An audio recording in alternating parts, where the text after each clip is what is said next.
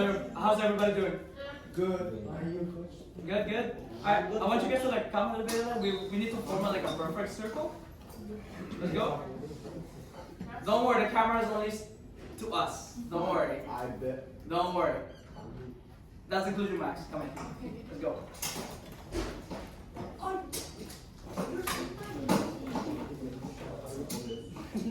Alright, so as you all know that we arranged this talk for the reason we would love to talk about abuse, violence, abortions, and about the LGBTQ community. Due to like a lot of events that have been going on, I think this would be the perfect time to have a little chat with you guys about it. Alright? But before we start, I would love us to introduce ourselves. My name is John. As you all know, Coach John from the YMCA Teen Zone. I would love my colleagues to present themselves. Start with Nora. So hi, I'm Nora. I'm a social worker with AFUDA, and I come to the Teen Zone once a month. And I'm so happy to be here on this talk show today.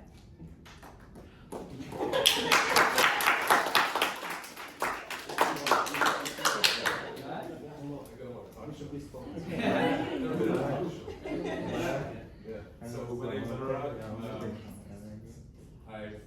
I'm a candidate for Transition Montréal, which is a new party, and my district is Saint-Paris, which is in Centre-Sud near Frontenac Metro Station. Otherwise, I work right now at MTLw University. I run this internship program in the Faculty of Education.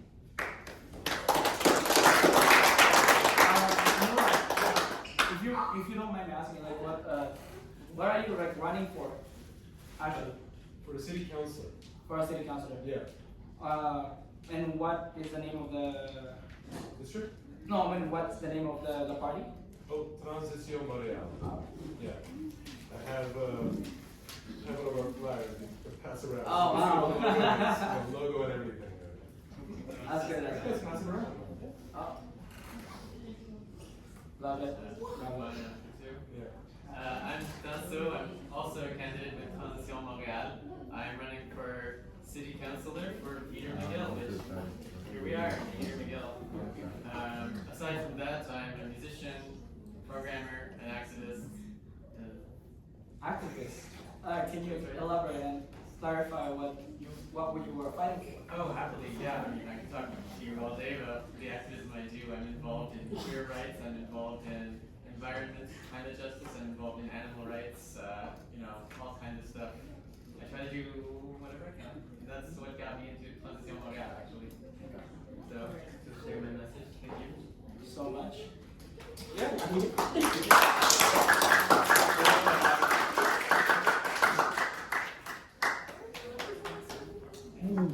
Alright, Connor? Yeah. So a lot of you know me. Some of you see me around more than talking to me directly. A lot of you talk to me very directly. I'm happy to it. My name is Connor. I'm the coordinator of the Teen Zone and a bunch of other programs here at the Y. I work directly with Coach as well as a number of other people at the YMCA. I'm very happy to welcome our guests in to talk to you. I think something that I would just like to say at the start is Coach said a number of different subjects that may or may not be talked about, just according to what your needs are exactly, and a lot of what you feel that you want to talk or hear about. The only thing I want everybody to be able to do is to just treat these subjects with a certain amount of respect. There's going to be a lot of stuff that you're probably going to feel about them positively, negatively, or neutrally. This is also meant to be just a place where you guys are getting something out of it. There might be stuff that makes you feel uncomfortable or that you don't want to hear about. So just bear in mind that if this does become a conversation where you feel like you are not getting the most out of it, or you feel like you are unsafe in any kind of way, you do always have the right to just head out of this room if you need it and not participate in that conversation. Otherwise, we would be very happy to keep you all here and have that conversation with us today. Hello.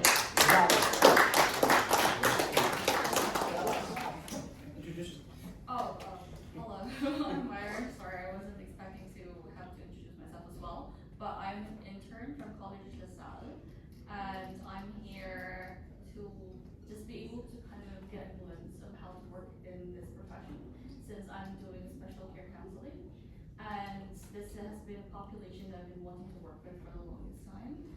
always been interested with the youth. And so this is a great opportunity for me to learn from actual professionals in the scene and be able to also widen my scope of knowledge within the profession. So thank you for having me. So, just to let you guys know that like we did this before. We did this before in a smaller group at the Teen Zone. So we've I don't know how long we did the last time we did it. I think it was like a few months ago, but we did a couple of times on a talk show that I let them write down the questions they want me to ask, and I answered them sincerely on my point of view, the best I can. So like right now, since like I said, there's a lot of things that have been going on lately that I don't agree on. I think, hey, why not make a big talk show where I can invite professionals like you guys selves to have this answers for the kids, and then I know that you guys can answer that way better than I can.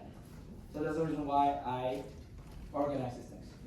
And I think that's something too, just to bounce off your point, for a lot of these kinds of questions you might have, sometimes there really are no answers, and it's just good to still be able to talk them through with people who feel like they want to share their perspective on these things. So just a little something there. Sometimes there's not going to be an answer that fits for everybody's needs all at the same time, and that's still worth talking about. Sounds good. Well, to start off the boat, I would love to start on the subject, very popular subject actually, and I would love to know what you guys' opinions are on this subject. So I would love to start with abuse. Do you guys agree with me? Yes. Like we're gonna start with abuse? Yes. Alright. I think on this one, Nora, to you, what is abuse? Abuse, first thing that comes to mind is maybe abuse of power. So somebody taking advantage of another person, and there's different types of abuse, financial abuse, abuse within romantic relationships. So it's a very wide subject, but really I would say mainly it's like an abuse of power. It can be physical violence as well, psychological violence. Those are all fall under the category of abuse. We'll start with that. Okay. Right? What does abuse mean? Yeah, to you. Like to you personally, what is abuse? Yeah, I mean, it means a lot of things, but I know when I grew up, my parents are from India, and I was born here. So they come from a culture where abuse is just how you discipline your kids. But they come from a culture where if they're gonna beat the kid can go run up to their auntie or their uncle or their grandma who lives kind of close by. But growing up in St. Hubert, when St. Charles, when I got hit, I don't know where to go. So I was abused, not really understanding why, am I bad, blah, blah, blah, and I'm like, something's wrong, and then a few days later they love me again. So that whole cycle, it becomes a cycle of something. And as I tell my kid now, abuse is like hurt people. So it's as much of a mental health issue that affects all of us, right? The same. But then some people use that power, and usually they use that power with people that are less powerful than them. A powerful person is not going to abuse a more powerful person. So it's a power relationship too. Sorry to cut you off, Yeah, but I just want to clarify, what do you mean by that abuse? Like your uncles, your parents, is that like a discipline or? My parents? Yeah. Yeah, I mean, for them it was basically, yeah. I mean, my interpreted is that basically I pushed, Okay. right? So like, if they say no, I'm like, why? I said, no, well, why? And then that's enough. And then it becomes abuse. But I also know my parents are still alive, and I've talked to them quite a bit. I know the pressures they were going through. Not that I forgive the abuse, and I think it's all right. Mm-hmm. But there is a perspective that you learn as you get older. And listen, I was able to be okay with it. Other people do with abuse. Every case is different, but that was my thing. Does that answer? Yeah. Can I add something? Yeah. I think it's really powerful to know that you haven't repeated the cycle with your kids. So often, intergenerational trauma, people, it's like a parent abuses, sometimes in that kid can repeat the cycle, even though they were suffering during a time of abuse. So being able to cut that pattern off, and also, as you're mentioning, have a bit of like understanding for the reasons why they did it. Oftentimes it could be cultural, it could be like mental health issues, a lack of education. Like there are many reasons why it may come about. Not that that's an excuse, but yeah, it's really great to have been able to kind of stop the cycle, because there can absolutely be discipline without abuse, and it's never okay to react in violence. Well, comment on that thing, like, well, I'm just gonna share you guys like one of the opinions that I had, to like my parents. Like I know it happens, well, maybe it happens also to the Filipino community that we had. But like, for example, like us, I used to get hit a lot by belt and like maybe I had like a bamboo stick when I was a kid. Because I was a naughty kid, just to let you guys know. So like every time that I do something idiotic or stupid, and that costs something big, I always get hit by a bamboo stick. Was that form of abuse or a form of discipline? If I could maybe step into that, because I think this might be something that a lot of people experience.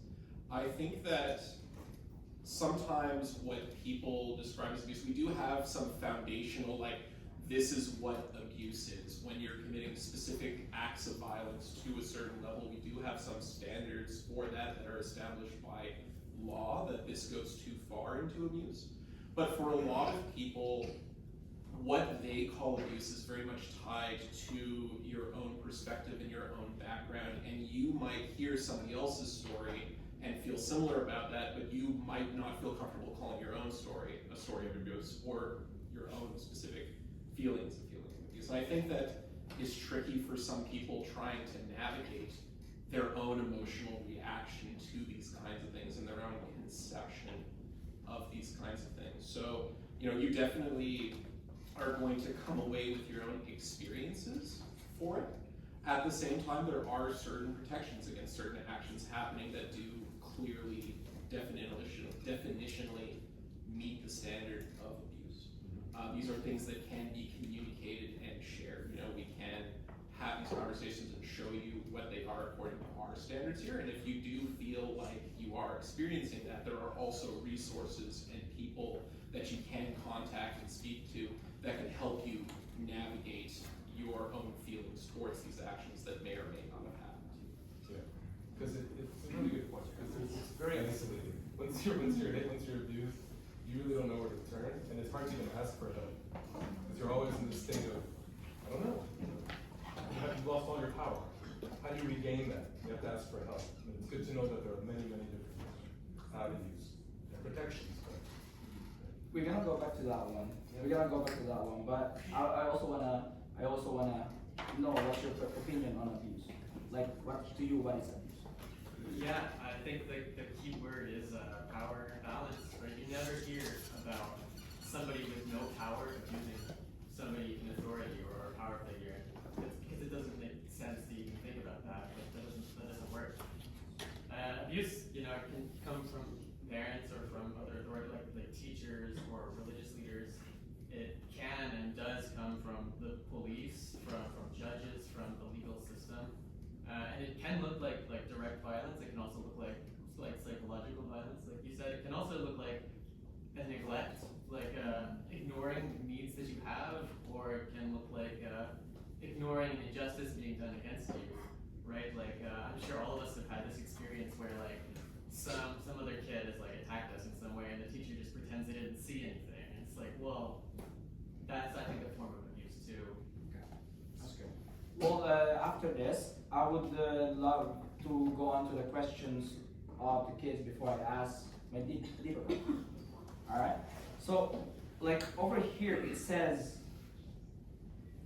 how can teens safely support a friend who might be in an abusive situation?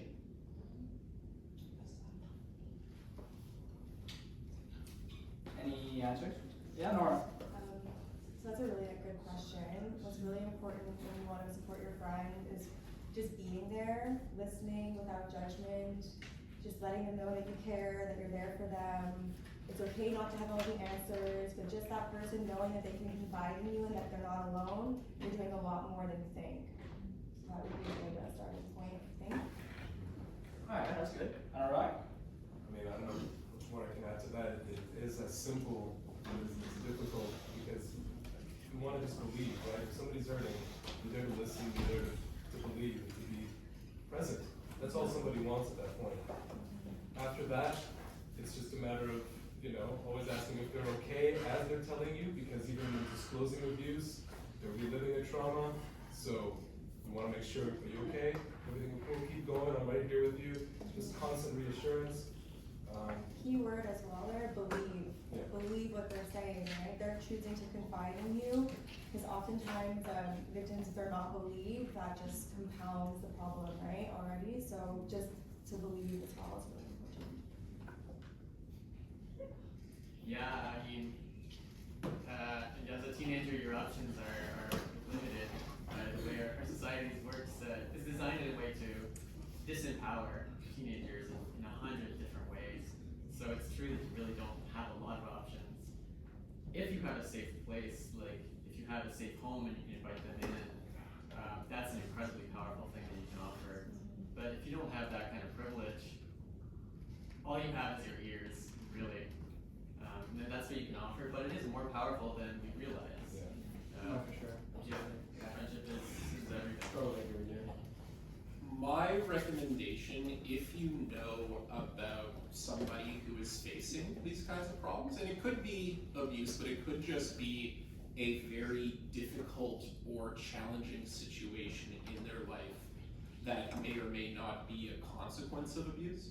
If you are seeing that or experiencing that yourself, really my bigger recommendation is to find people that are able to be there for you, to offer a source of positivity, who are able to be good listeners and are able to be that kind of support that you need in that moment. Not everybody is necessarily going to be able to help the way that we want them to or that we hope they can, but it can be very isolating to just shrink away, to bury these things, to just try to keep on. So really trying to find these kinds of people, these organizations that do exist to help you would be the strongest thing I would do, because just letting that sit inside you is going to make things worse ultimately, in my opinion. That's what I normally see. Well, thank you, Connor. What about you, Iris?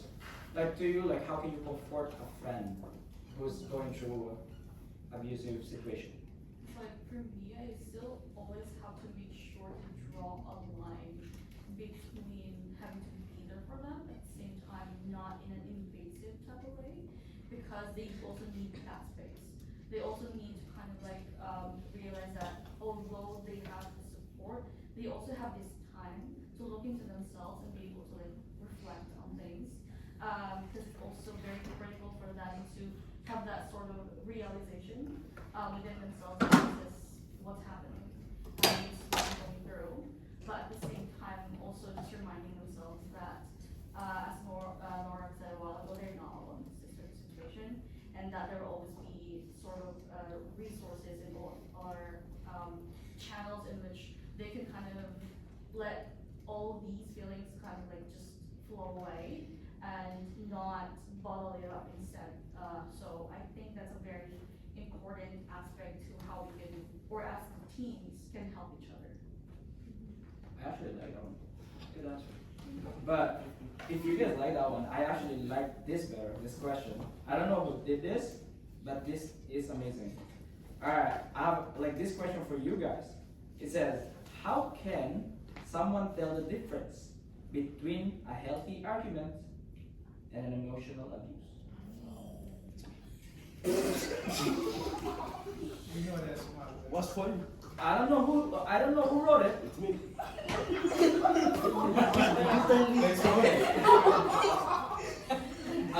Mubarak, this is a pretty good handwriting. Thank you.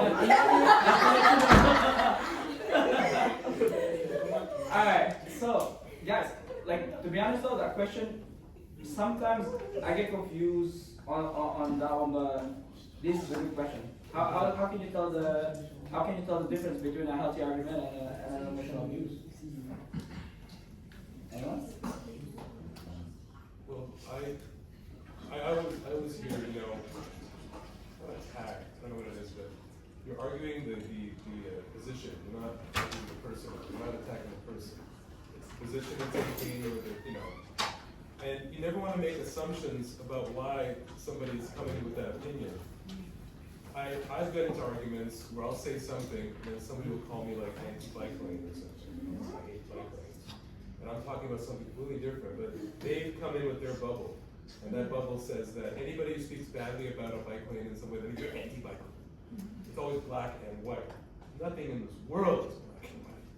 I think people want it to be black and white because it simplifies oppression and all this kind of jazz, but really it's very complicated. So you have to really listen long enough and read between the lines. And I think it becomes abuse when you start attacking the person, or not attacking the person, or just how they speak. You're attacking the personality of the person, or the character, or you're bringing your own assumptions into something they're saying, and your emotion is greater than the emotion they're coming at you with. I think there's the power piece as well that comes back.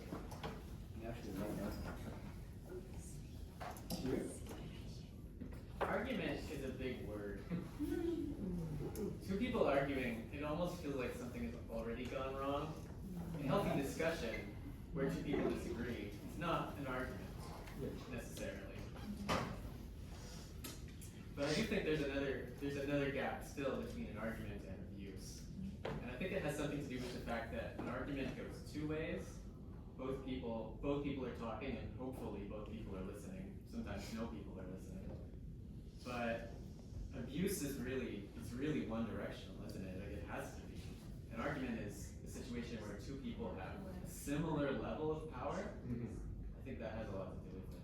Okay. So you don't think arguing with somebody is a form of abuse? No, if you have the ability to argue with them, and it's safe for you to do so, and you're not going to be harmed, then I'm not sure that's abuse. But I don't know, I might change my mind in 2 minutes. Can I just add, there's something about reciprocity. Okay. That's it. Right? It's like I argue with my wife, and there are times I know couples that say we never argue, and I don't believe they have a good relationship. I think argument can be incredibly helpful. No, for sure, absolutely. And you don't even know why. Arguments aren't rational. They usually start when you're arguing about something small, but then it becomes something bigger. You don't even know why you're doing it. And when you're done, you're like, why did they argue? But it happened. But there's still this give and take. It's a dance. I think an argument can be a dance. Yeah. But as soon as it doesn't, then it becomes. Yeah. I talking about that. I actually think that arguing with your wife is it, like, I don't know if it's healthy to the relationship. I think it's healthy to the relationship because like both of you guys showing the like you guys still care about each other. Yeah. I care about something. Yeah. Well, as a joke, actually, like I think like me arguing with my wife, like when I argue with my wife, I will usually end up in the couch. So yeah.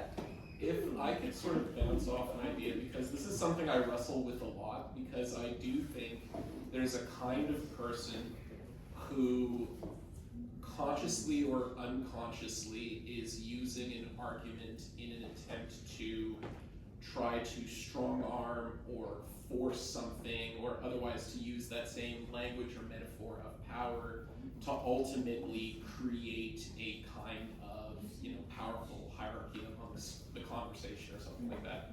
And I think the real thing that defines like a healthy argument is whether or not you're arguing because you want that person to trust you and your point of view more. Whether or not this argument is meant to invite the other person towards your way of seeing things, or trying to, in an unhealthy way or even an abusive way, is the argument meant to push that person to a place they don't want to go. That would be how I would really separate those two things myself. Just to let you guys know, like just to warn you guys, the next couple questions that the kids wrote is deep. Good. And I You're warning us about it? I'm warning you guys about it. As politicians get too many softball questions. And I applaud whoever wrote all these following questions. Guys, hats off. Okay. So like this question for you guys. Are you guys good? This question, the next question that I have for you guys. Do you feel afraid, anxious, or like you are walking on an eggshell around your partner? Like emotional with intimate partners? Yeah. If you're feeling that way, you're not in a safe relationship. So was that considered abuse, Nora? Well, in an abuse, like if you're feeling unsafe with your partner, whether even if it's a friend, partner, if you're walking on eggshells and you don't feel safe, that's a red flag. That's a sign that something's not right.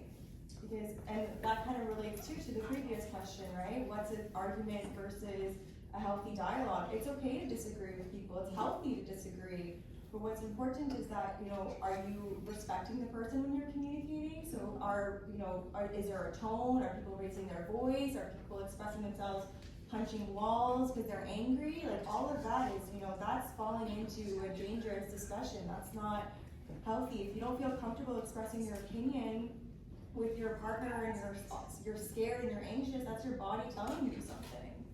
I don't know, I'll leave it at that for the moment. Next one. No.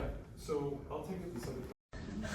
And I hate that feeling. When I hear that, I'm like, really? That's how it makes you feel? Because it's all just happening in my body and my mind. I'm trying not to push anybody away, but I'm not able to communicate. All that comes out is that I'm a brooding asshole, but I'm actually an asshole because I'm not responding at all to her. She's like, hey baby. I'm like, no.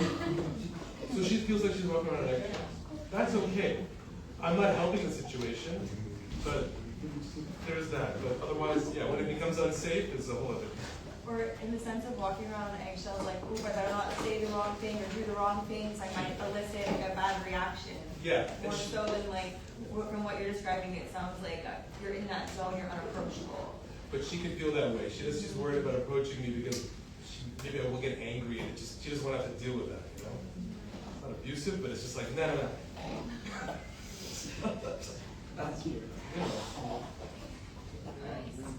I think this question really gets at the heart of what is a friendship or a relationship or a partnership. Because a good team is a team where all the members combined are stronger than they are separately. And so, or at least not weaker. And so if you're with someone and together you're weaker than you are separately because you bring each other down or because you, a good team is a team where the members strengthen the other teams. Your partner needs to be someone who supports you, who makes you feel like you can take risks that you couldn't take without them.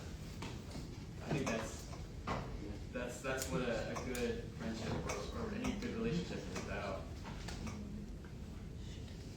Yeah, the only thing I'll really add, because I think there's a lot of good answers there, but something that is also worth considering is if you're experiencing that feeling, and I have experienced it somewhat, but it wasn't necessarily because of any of my partner's behavior, it's because I wasn't in a very good place mentally myself, and I was having those kinds of reactions sort of agnostic to the actual behavior being felt that way. I needed a different kind of support because I was feeling this, even though the behaviors shouldn't have naturally led to that. And I think that's something important to keep in mind is if you're feeling that kind of tense, anxious, walking on eggshells feeling, it is something in your body telling you something is kind of going wrong here, and I might need to start exploring how I get myself out of that feeling, either through short-term or long-term changes.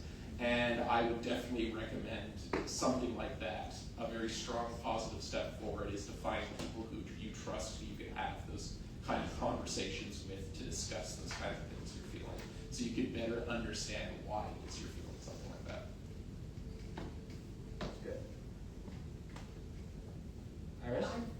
To be honest, I don't know how to answer that since it's been so long since I've been in a relationship, but I guess with friends, I'm going to talk about it. There were instances where I was in college and I had to kind of go through the same experience with a friend. But for me, what I did was to kind of deal with it in a way that's still respectful to her.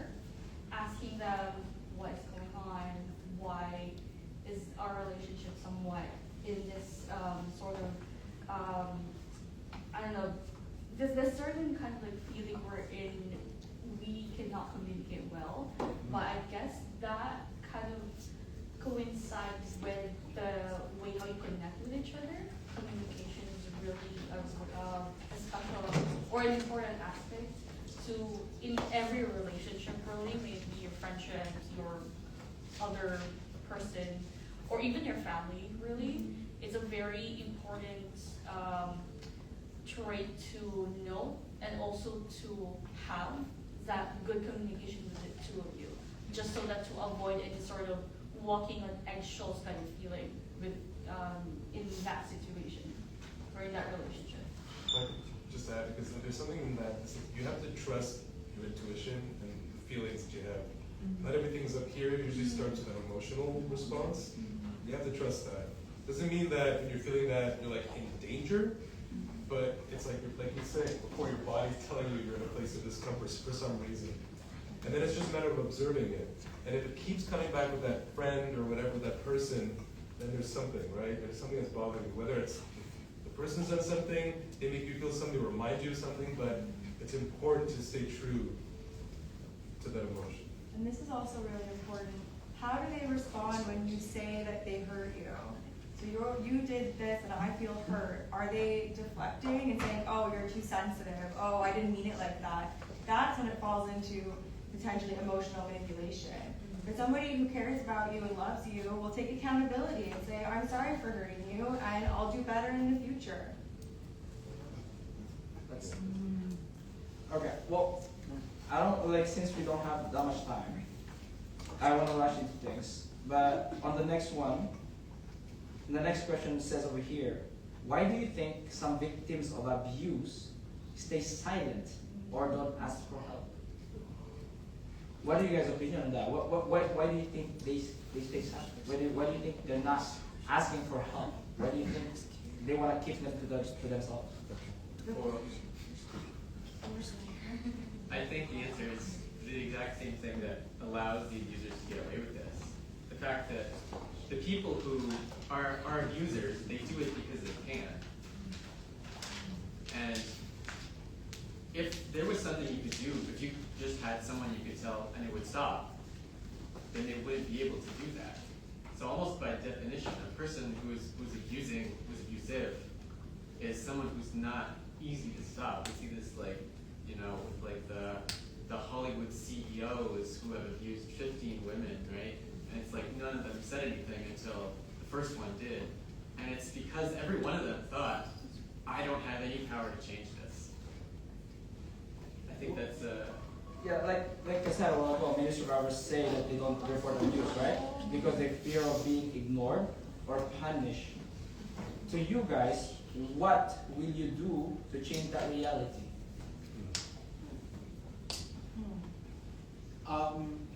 For my point of view, there's ways to make this change happen in a more personal, direct with people that you have relationships kind of way. And then there's larger, more structural changes that have to be done in order to make sure that also applies to everyone else.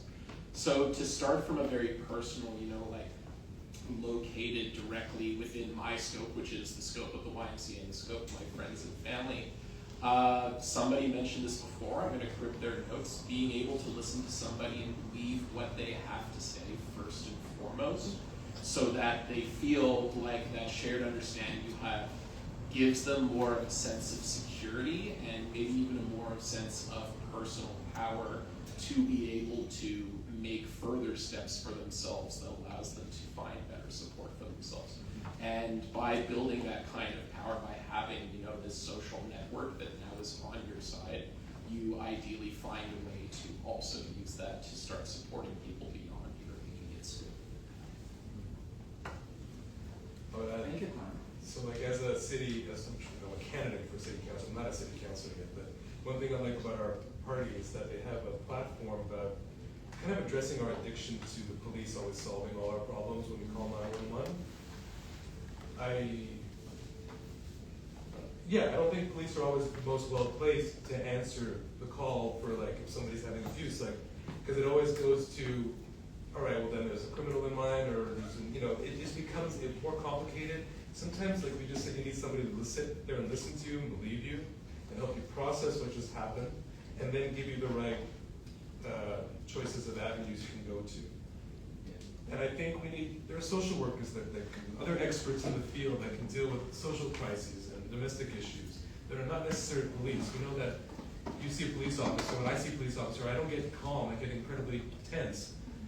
So, you know what I mean? So I think as a city, I think we need to change how we look at public security and public safety and realize there's other experts in the field to deal with these kinds of issues. No, absolutely right. And also like to add to that, like for me, cops like are there to like set order to the city itself. Like if there's something going on, yeah, it's good they're there. It's good they're there. Sure. If there's a bill crime, yeah, but to help a person in general, I think social workers are more needed to that. Like for example, if a person has mental issues, mental problems, I believe that like the social workers have more experience to deal with those than the police. No? I just add to a stat to that. 70 to 80% of 911 calls have nothing to do with crime. They have to do with mental health issues, social crises, domestic issues. So right there, it's a lot. Just Thank you so much. In the city, yeah, in Montreal. Well, I have two more questions, and after that, we all gonna move to violence. Because, yeah, sure. At this point, there have been times in my life when I could have called for an emergency responder, and I chose not to, Okay. precisely because it was the police that I expected to see. Mm. And my experience with the police is that they tend to bring more trouble. Mm. So things have to get really, really bad before I'm willing to take on that extra risk. I and a group of other activists were assaulted in the Vieux Port this summer, and actually some bystander called the police. It didn't really help. Thank you for that story that you shared to us.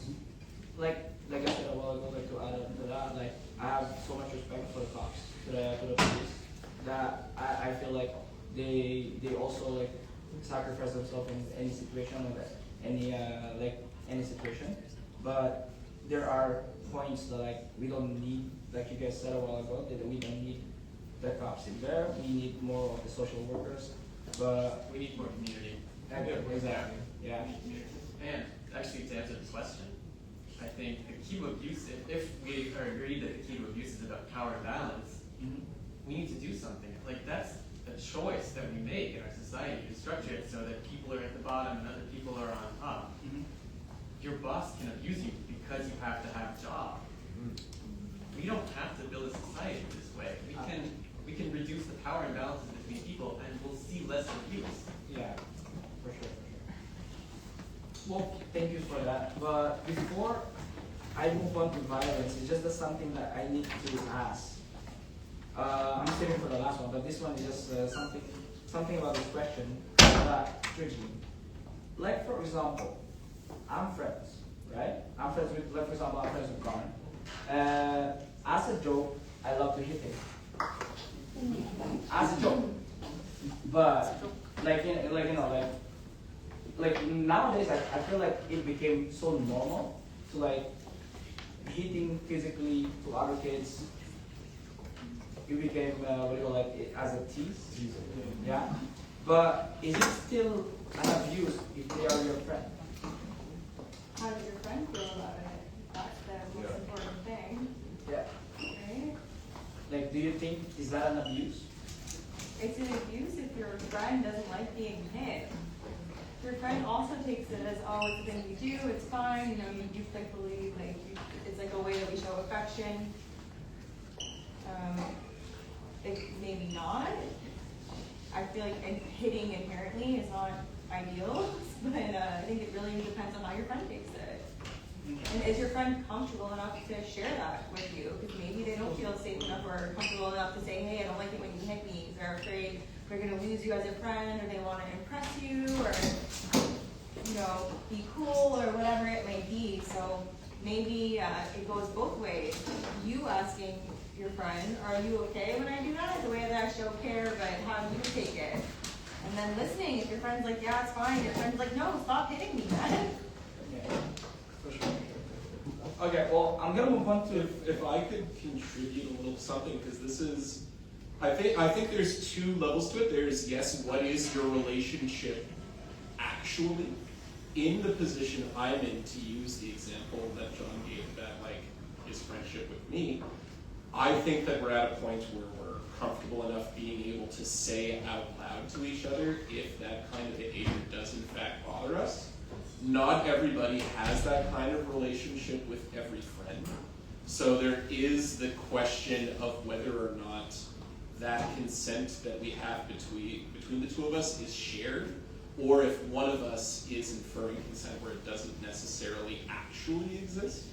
Because it could be that the reason that somebody thinks it's okay to do something is because nobody's ever vocalized to them that, no, that's not okay for me.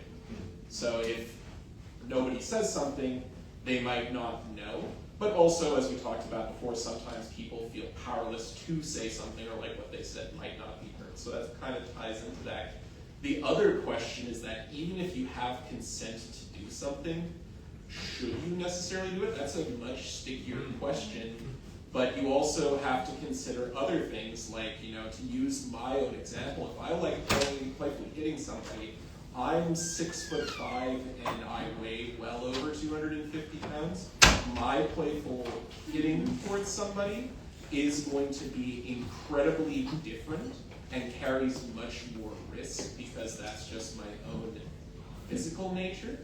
And there's a question of how much somebody understands the risk and how much, if they don't understand the risk or if the risk happens, whether or not that leads to something tragic happening at the end, you know? Being a big guy playing sports, if I'm not careful, I could accidentally bump into somebody and seriously hurt them. And this has happened, not to a serious extent, but I've hurt people just playing sports with my friends before it happens. So that's a much stickier question. And sometimes it requires just thinking to myself, there's some things that I am going to avoid doing because I now understand that I can cause harm to others if I'm not paying attention to that. All right. Well, thank you so much for that. I really want to move on to violence because we only have 1 hour left to talk here. Because the kids have to volleyball after. Basketball too. I'm done. But one second. But before I continue to them, do you guys have any questions to them? I'm curious. 1 hour is too much. Sorry? 1 hour is too much. Alright, so I am curious if everybody has like a point about each of the themes so far. But yeah. Well, they gave us the question as I asked you guys. But for me, You guys still afraid of your own partner? I think if you feel afraid of your partner, you're maybe in a dangerous relationship. Right? We should not fear the people that we love and choose to share our life with. by fear, you mean like deadly fear? Like I'm gonna die or what? No, I said afraid. Just afraid? I mean, I have fear sometimes. This guy? Yes. I mean, fear, not fear isn't like my life is in danger, but I can be afraid. I mean, I can be scared. If she gets angry at me, it's like, I don't like that. Okay, yeah. That makes you and I both. Listen, everything is degrees, okay? Yeah. That makes you and I both. Yeah. What's an abortion? What's an abortion? Yes. Okay. That's gonna I be think it's coming up. That's coming up. Okay, I well, actually think there's something kind of interesting in this question. You fear your own partner. yeah. Not everyone realizes the difference in perspective that two people in a relationship can have. Yeah. And I think most people will in their life only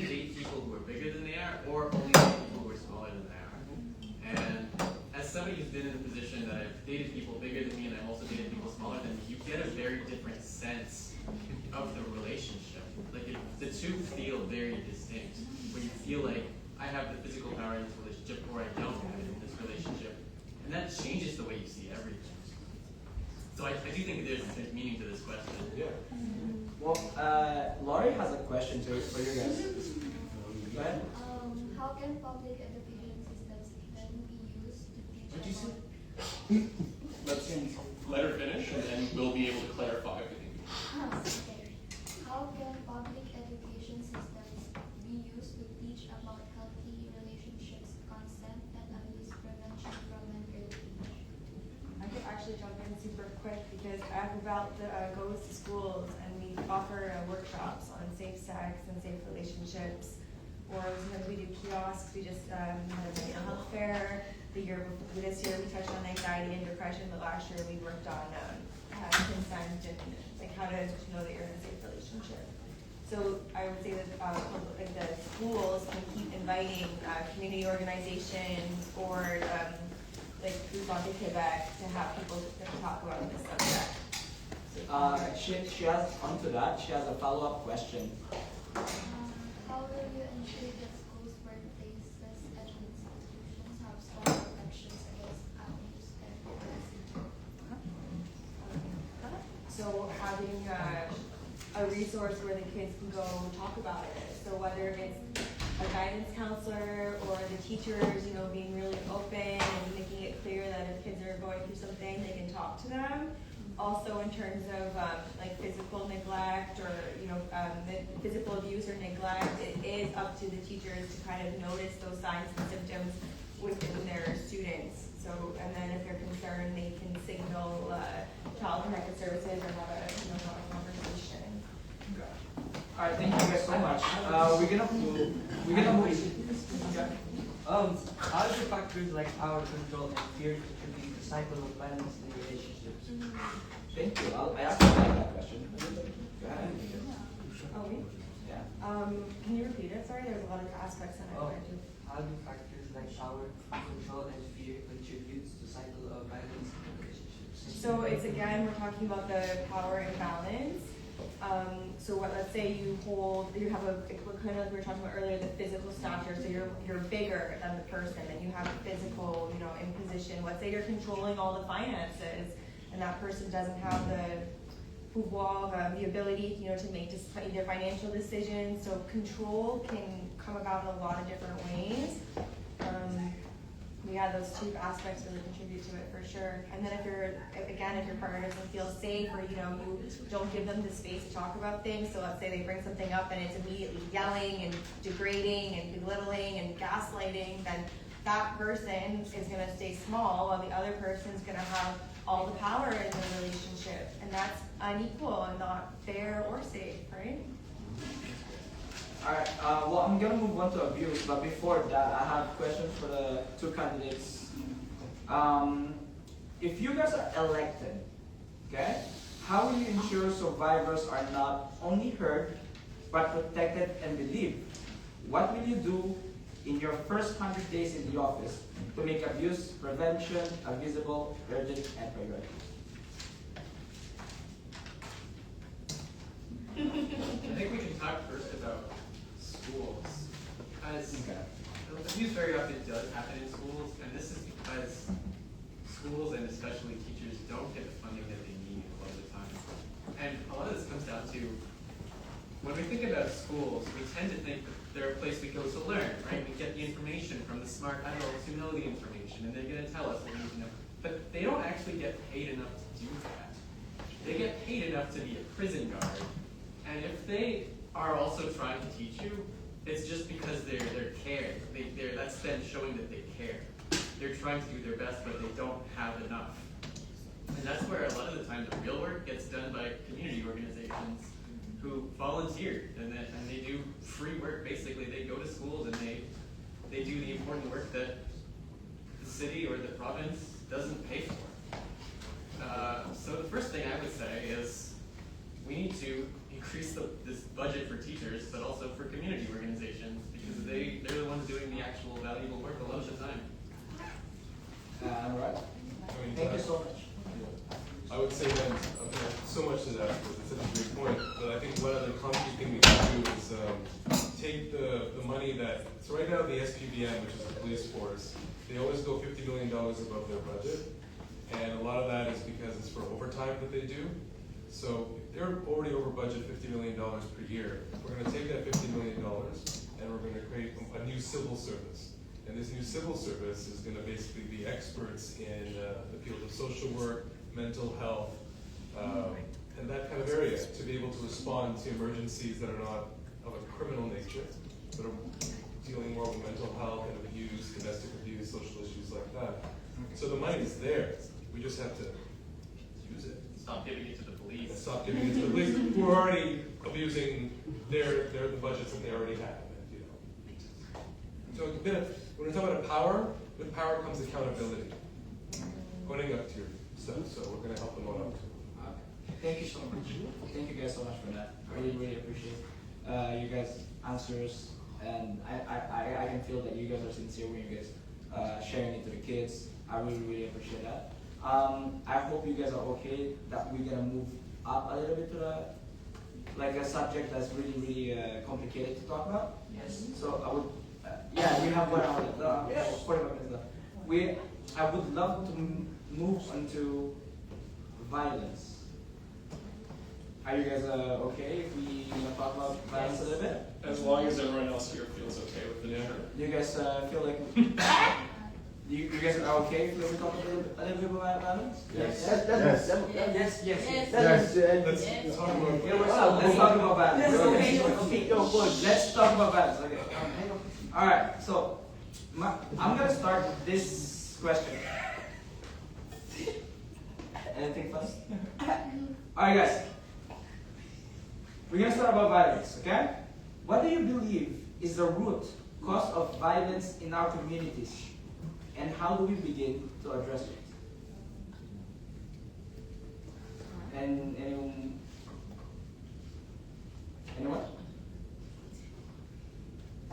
Connor? Lazo? There can be more than one. Yeah, just so. Well, The first thing that comes to mind is maybe a lack of, a low socioeconomic status. okay. So people who, don't have the money to live, basically, who can't eat, can't buy themselves food, maybe they don't have shelter, that can bring about susceptibility to violence, because maybe you need to, maybe you're harming others in order to get the resources that you need. We see a lot of violence in the homeless community, not necessarily that they're violent people, it's that they're fighting to survive. Good. That's the first thing that maybe comes to mind for me, but there's a lot more too.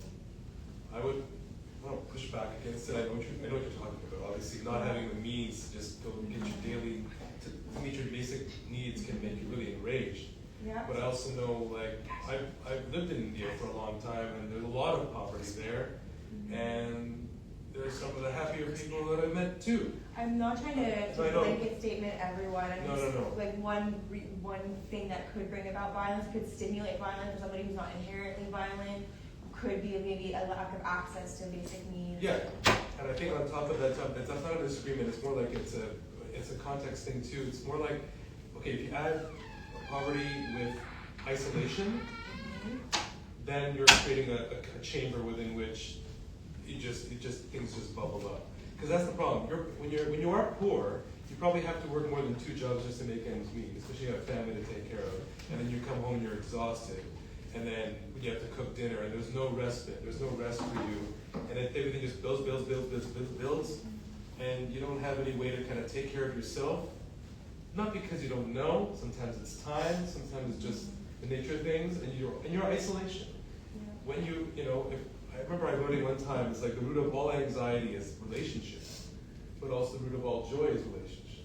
And when you lack relationship, there's no place for it to go. We've been talking about relationship power, but relationships are also there to be a balm. And when you don't got that, it just stays inside you and builds up, and then somebody says one wrong thing, and it has nothing to do with what the person said. It's just things that build up. It just doesn't hold. The center can't hold anymore. That's part of it. And isolation can be such a strong factor, and especially if you're someone who's isolated and angry and feeling misunderstood, and then you fall on, let's say, a forum online, and you're in this echo chamber of other angry, isolated people, and they're reinforcing these ideas that aren't healthy, that can also bring about violence. I think mental health as well could play a factor. So let's think about undiagnosed schizophrenia, where they don't know what's going on. They can be violent towards themselves or others. Is it because they're inherently violent? No, they're suffering from a mental health condition. Well, I'm talking about this right now. What's your opinion on the kid, the 14 or 15-year-old kid who got stabbed in the face in the École Secondaire Saint-Luc, I think? Was that École Secondaire Saint-Luc? Yes, sir. Yes. Yeah. What's your opinion into that? Because I feel like that's like I don't know, like I wanna try to understand what type of violence was this, but at the same time, what led? Well, I think there's a correlation between the cell phone rule and the violence that happened. So, now the kids aren't allowed to use their phones on school property, so they're going out to other areas where there's no school monitors, there's no supervision, and that just creates a risk.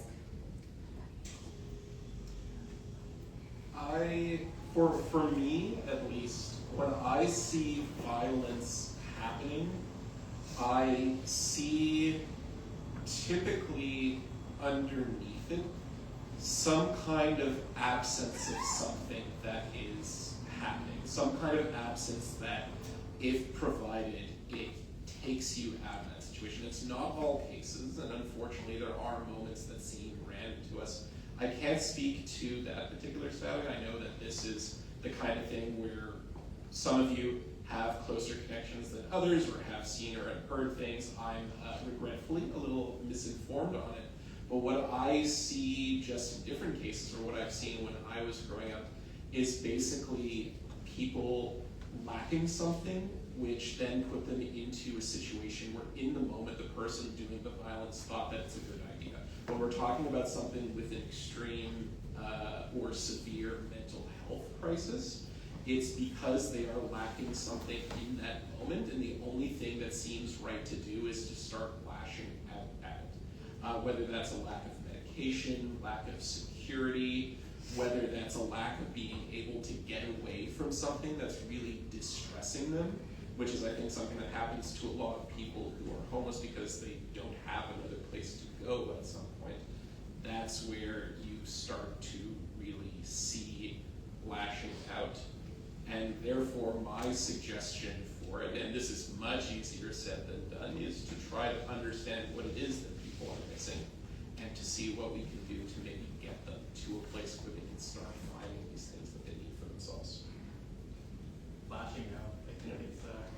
I think lashing out is really the word. The two words. A lot of the time, I think it comes from a feeling of injustice, like maybe this person has something that I don't, and I should have as much as they have, or I'm not getting something that I'm supposed to have. And it can be that the violence is not even targeted at you. Sometimes a person is just lashing out at everything, at society, at civilization, at Montreal, because this rich person got to go to space and I can barely eat. And they just attack the first person who's there. It seems random, but it's there's sometimes a deserved anger. Like we should be angry about how unfair everything. Like you should be angry that as teenagers you can't vote. The election on November 2nd is going to affect you, and you don't get a say. You should be angry about that. You shouldn't be violent. Don't attack anyone. But you should be angry. You should be upset about that. And that's only one of the many ways. I mean, you don't need me to tell you all the ways that you don't have power in our society. It's actually funny why, like the way you guys talked about it right now. It's actually it's actually aligned with the question one of the kids has asked. Can I just add on to that? Yeah, go ahead. Yeah, sure. Just in, so I have a background in psychology. So one of the very root causes that we would often talk about is within how the environment where you grew up. It all comes from how you were raised as and then as you go on to different stages of your life, and how you reach certain milestones at the same time, and how the society kind of builds onto that, it really does affect how you view like violence in a nutshell. At the same time, how it affects you and how these kind of factors line up to how you behave later on in the future. If a child grows up in a very violent environment, definitely there could be a possibility that later on in life they might go into that path as well. But at the same time, there's no guarantee because the adults that we are now, we have the power within us or the opportunity to actually avoid or kind of like have, not let that happen.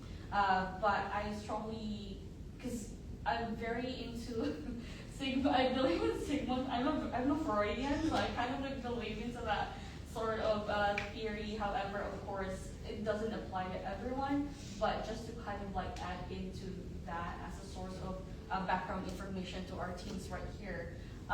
The way how you view society, the way how you act in society, and at the same time how you take in how the society acts for you, this all contributes to how you would act then as you grow up. The way how you are now, it will definitely add to how you will mature later on in life. So I hope that you will be able to kind of like take in these little pieces and add that to, oh, this is how I'm going to grow up later on. I have to think now fast, as young as you are, that all of these attributes will come to a point wherein you realize, oh, that was how I was brought up. This is how I was when I was a teenager. And now it's like this result springing from all of those factors. So I hope that you'll be able to kind of like learn from all of those things. As the adults that we are here to guide you to that, to a much better kind of way to live your life later on. So, yeah. Thank you for that. Thank you so much for that. On this question, why do you think violence is sometimes seen as a way to solve a problem?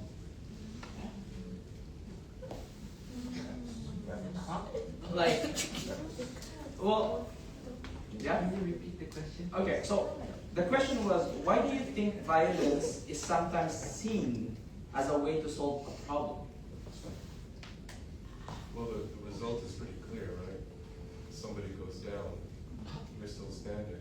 So we're going back Power. We're going back to the You're trying to regain power.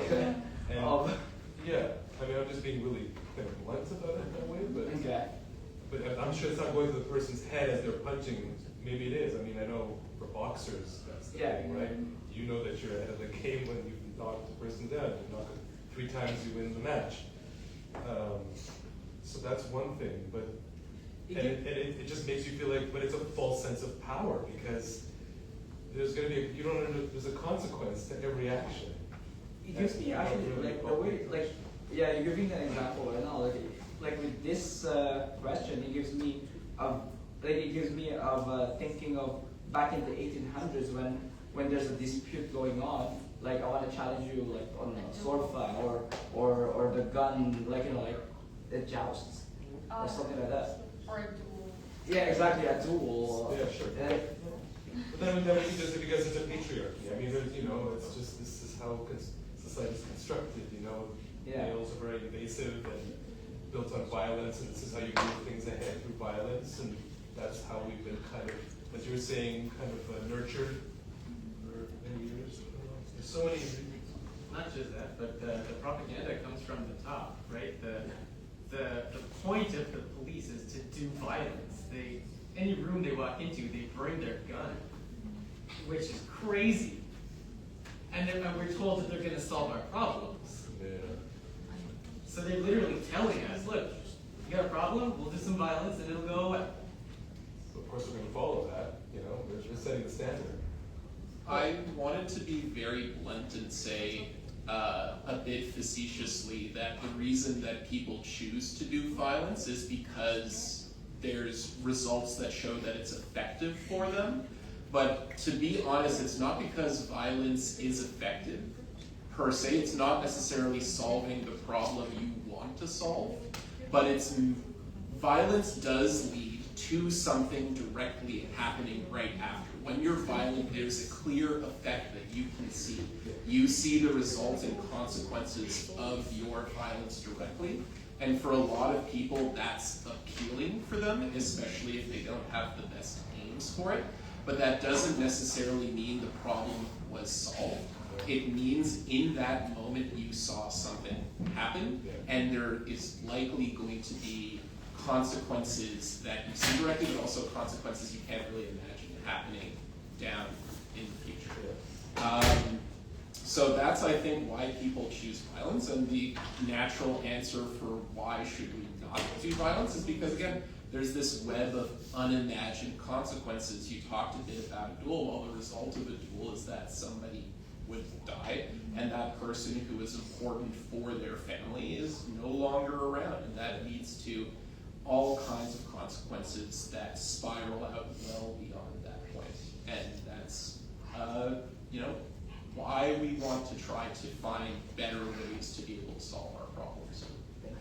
Thank you. To go up to that, social justice, we tend to talk about there being a negative piece and a positive piece. A negative piece meaning there can be injustice, but there's no one fighting over it. The victims of the violence or of the injustice they're just silenced. Where the positive piece is like the presence of justice, where there's no injustice left, it's been solved.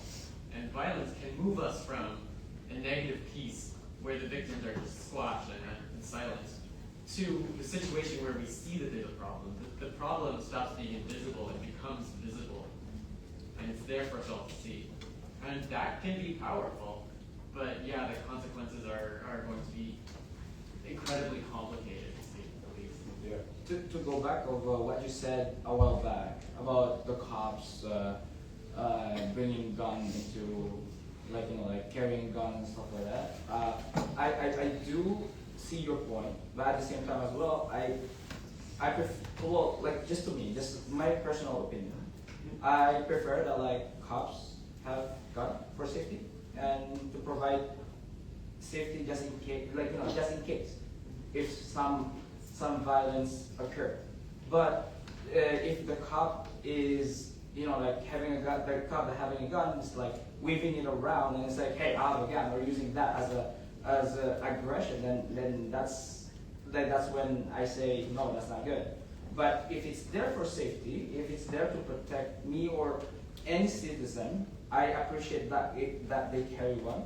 But if it's there to use it as aggression or to abuse their power, then let's say no. For that. That's my only comment into that.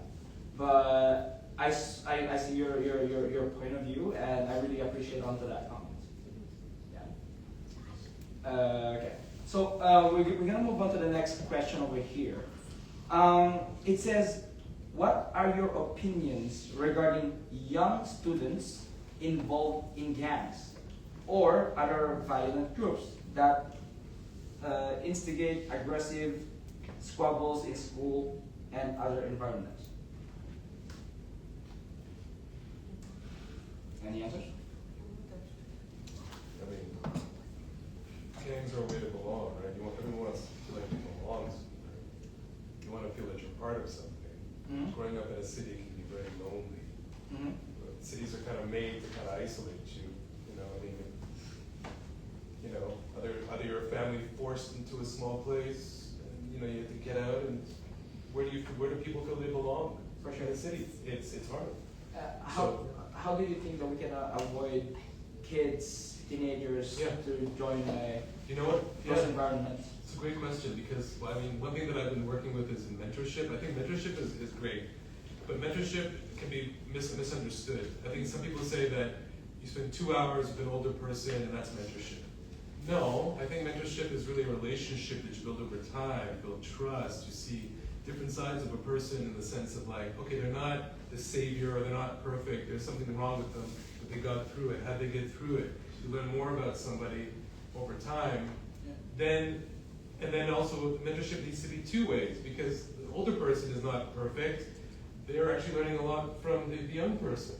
That's true mentorship. For sure. That's what reciprocity is. There's a power that you come in with, where it's the older person who's more experienced, the younger person's less experienced, you're learning from the older person. But a real good mentorship is when it's kind of a two-way sort of a thing happening. But like I said, that takes time. This doesn't happen over a 2-hour meeting. It doesn't even happen over a month. I think Big Brothers Big Sisters is a good model. It's always based on long-term relationships. I think that kind of stuff helps any young person see their way out of any box that they're in. Because there's so many boxes in life you get stuck in. It's not just the box that you're in between grades 7 to grade 12. Trust me, there's more boxes when you get out of school and all this stuff, more problems, more situations. So if it's really tough, you think, it gets tough. I mean, everybody says it gets better. Yeah, a lot gets better because you don't care as much what other people think about you as you get older. That's the benefit of getting older and losing your hair. That's not a benefit. Maybe. But you know what I'm saying? It's just like, life is kind of tough, but man, when you're young, it's super tough because everybody's trying to sell you something, everybody's trying to tell you what to do, everybody's trying to get your attention, and then you're like, okay, but I still feel good. And then where do you turn to? The ones that show the power. But I'm sorry, it's surface. And it's life, and it's this, and yeah, okay, good. You want that, you can get that. But you know, you don't have, nobody has to, I mean, but a gang, I mean, but why? Like, I'm actually happy that you said mentorship. Yeah. Because that's actually one of the roles that I took on in the YMCA working for the teen zones. Like I introduced myself a while ago, I am the coach of the basketball team downtown, and then not only that, I'm trying to teach them how to live outside school, outside the basketball court. I'm trying to give them like the behavior, like the right behavior, how gentlemen or a woman or a lady should behave outside these environments. And like I really appreciate what you said, that the importance of being a mentor to these kids has a lot of impacts on It does, but I also don't want you to think that as kids that you're empty vessels who have nothing to offer to the mentor.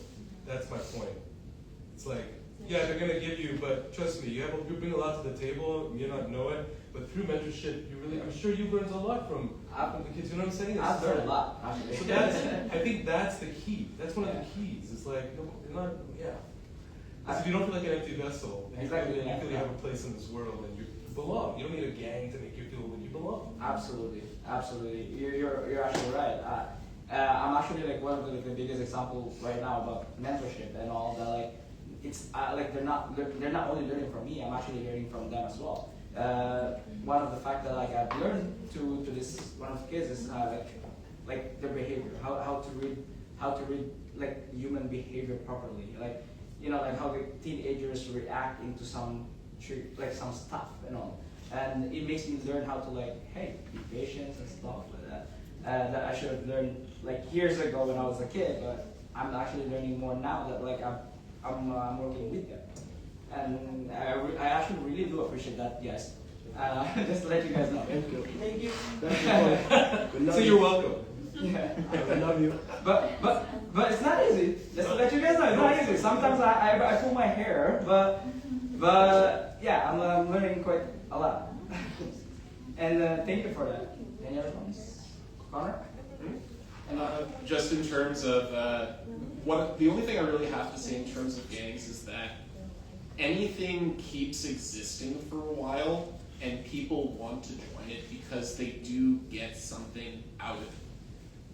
Different things can't exist unless people feel that they're getting something out of it, and just because they're getting something out of it doesn't mean it's good for you.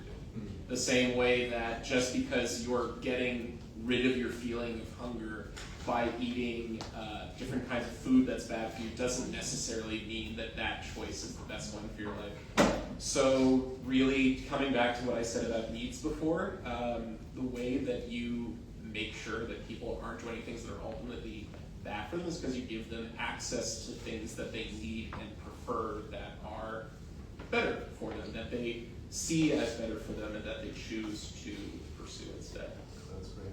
No, the difference between needs and wants is like one of the big things in life, I think. Well, like we have I'm sad to say that we only have like 15 minutes left.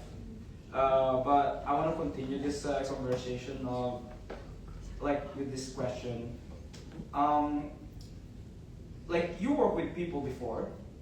During and after crisis, what are the earliest signs of violence, and how do you intervene? Like I know that we've been working with a lot of people, we meet a lot of people and all, but like how do we approach it? I'm not sure what you mean by early signs of violence. Do you mean like de-escalating situations? Like kind of like what type of crisis? Like I've seen in mental health crisis people be violent towards themselves because they're so overwhelmed and don't know how to regulate. You know, if you're talking about let's say like from a survey in Cabot Square, like if there's maybe violence, someone going into their jacket, are they gonna take out a weapon? Like I want to understand the question. Well, in any situation, actually, like for example, like you said, an argument occurring, or you see a dispute occurring anywhere. Like, how do we see, like how do we prevent it from happening? Well, maybe not being shy to get involved. Like I'm thinking, if there's you see a situation escalating, you can be avoiding the bystander effect, so actually going up and saying, hey, are you okay? Yeah, more in the context of like a couple fighting maybe, like making sure that everything's fine. But at the same time, you have to consider your own safety, right? Like you don't want to enter a violent situation and put yourself at risk. Maybe that's not the best call either. It might be calling resources, and depending on the nature of the crisis, there are mental health resources that you can call, like UPSJ or MS. If you need a mental health intervention rather than police, because sometimes you mentioned police can have a tendency to escalate. I think it's really important to help where we can, and to always keep in mind our own personal safety as well. You know, counselors are trained in de-escalation, and there's trainings to keep yourself safe when you're, witnessing violence, or if you have clients who can be violent. But for somebody who doesn't have that training, you really have to consider your own safety primarily. Thank you so much, Mara. Danzo, I have a question for you. Where do you feel the system fails, and where does it succeed in keeping people safe? Because like a while ago, we talked too much about the police and being intervened. So now we're gonna talk about, like with that question, just imagine yourself as a social worker and part of the blues. The cops. Sorry. Yeah, it's nicer than some other words. Yeah. We know that if you're a rich white guy and somebody kills you, police will put 100 people in the job and have somebody within 48 hours. But if somebody on the street is killed in Montreal, cops solve 20% of murders, maximum. They're not interested in that kind of resolution most of the time. So you think our the organization SPBM is biased towards the standard of people? Of course. Oh yeah. No, they're not there to protect you. Look, if I had a stalker, police can't do anything.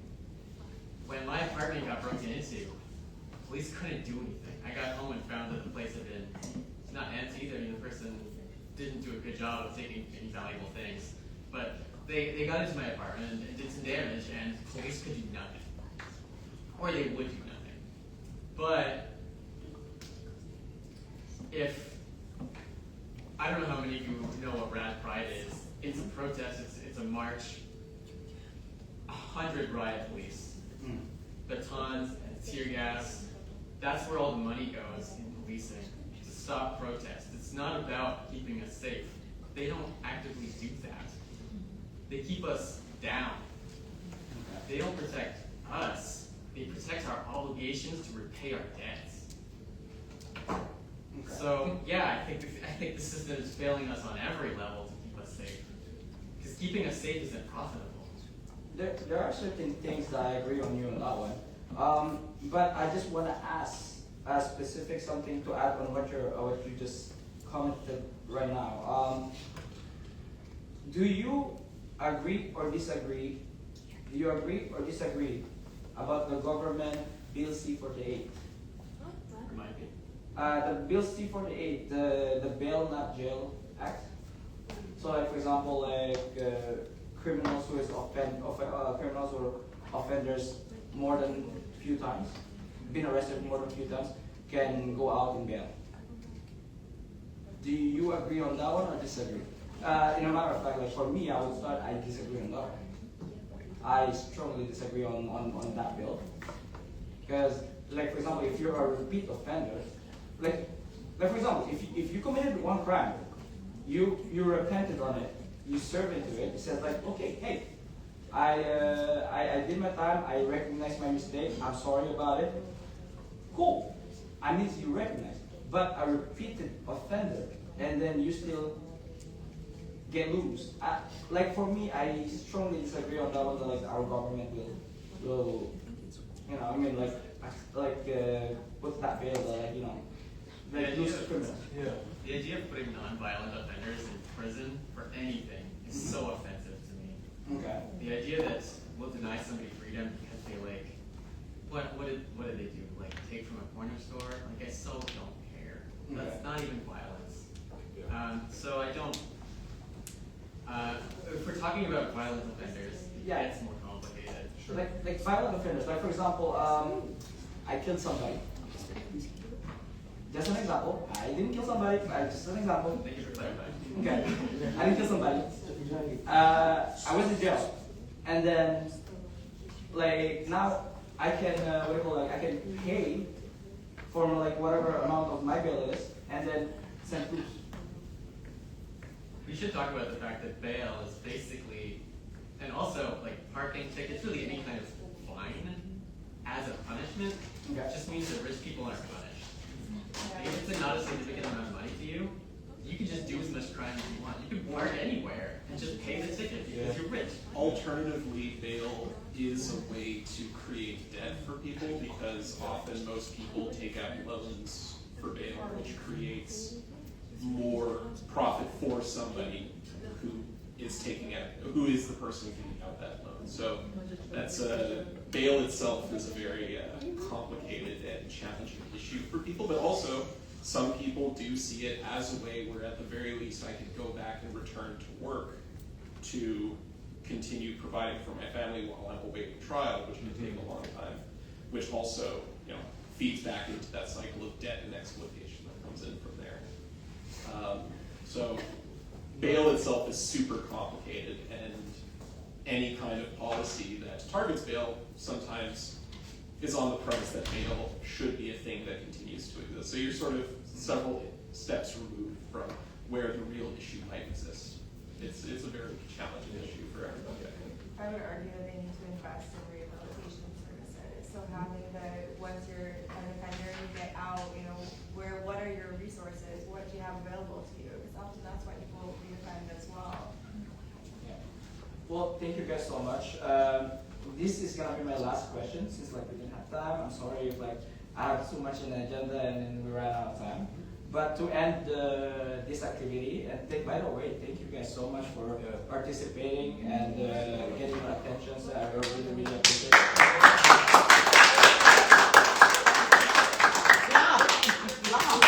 Look, it's good. Oh. But before we end this activity, talking about violence, I would love to ask each one of you guys, if you have 60 seconds to share your vision for a less violent society, what would you say?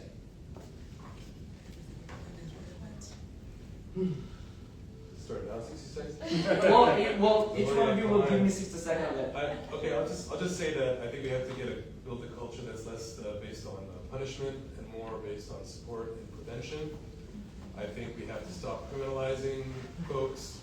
I mean, we are living in a continent built on slavery, you know, and genocide, and you know, with that, our relationship to power goes deep, and our relationship to order and law and everything. I mean, it's a bit muddled now, and we know who are mostly in jail.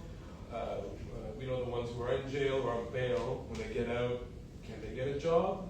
You know, like I'm just gonna use my 60 seconds. Yeah, guys. So, but I think that if we're talking about all these wonderful things like mentorship for youth and helping people belong and helping people meet their basic needs, whether it's getting a bus pass, you know, like should everybody pay $105 for a monthly bus pass? I mean, I know you folks don't have to, but I think depending on your income, I think being able to be mobile is a social right.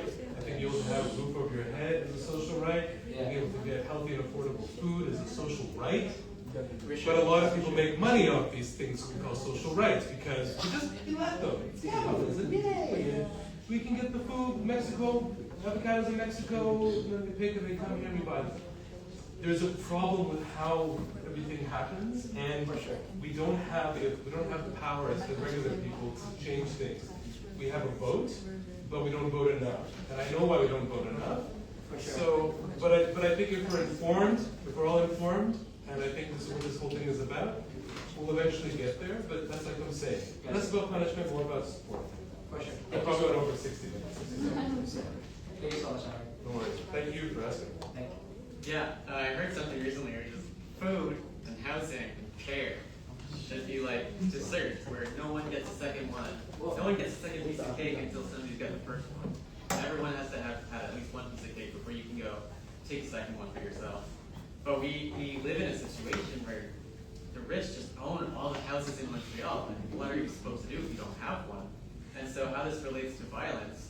Violence is very often a result of desperation. If you don't have anything, you don't want to steal from your friend who has $5 in his pocket, but you're hungry, and you know that if you just beat up your friend, well, the police aren't going to do anything because your friend's homeless, and so they don't care. A less violent society is one where we've abolished desperation. Yeah. Well said. Thank you so much for that. Yeah, I'm not running in for anything, so I mean, my vision of the world really is a place where I know that basically every single person that I meet can have a place where they can go and are not even allowed to be, but don't need to worry about asking permission to be there and to have the things that they need in order to make themselves feel comfortable and happy. Nara? I'll just say quickly that I agree with everything that's been said. It definitely happens on a macro level in the sense that we need change regarding funding the social programs, everybody having access to food and shelter. At the same time, it happens on a micro level as well. So the way that you conduct yourself in the world, people that you surround yourself with, what's important to you, and then when you act with love, with nonviolence, you are making the world a better place. So you do have an impact. Even though the world can seem big and scary, like there's all these things that we don't have control over, we do have control of the way that we respond, and we have control where we put our vote and what we believe in and what we advocate for. Thank you so much. Iris? I guess for me, simply, I think paths are differences no matter what your background is, no matter where you come from. At the same time, just having that sense of respect with one another. And just kind of not having to think otherwise, like, because you and I are the same, no matter where you're from or what you're doing, like, you and I revere you in community. And so that begins with that, and so just kind of prioritizing having that sort of perspective with yourself is very important. Well, guys, we made it. We made it.